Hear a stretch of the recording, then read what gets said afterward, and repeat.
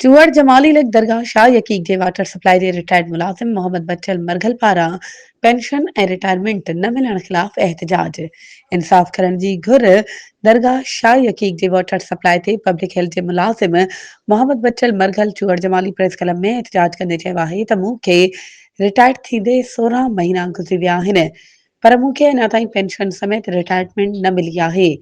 क्लार्कनि मुंहिंजो service book chief engineer Hyderabad office में रखी छॾियो आहे।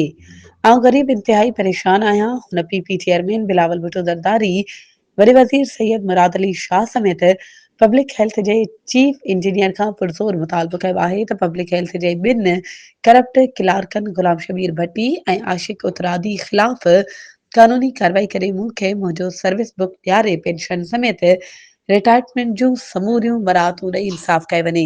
ॿी सूरत में सख़्त एहतजाज कयो वेंदो। वधीक ख़बरुनि ऐं अपडेट्स जे लाइ असांजे चैनल खे सब्सक्राइब कयो ऐं हा, बेल आइकन खे प्रेस करणु न विसारिजो त जीअं असांजी हर नई अचण वारी वीडियो तव्हां ताईं पहुची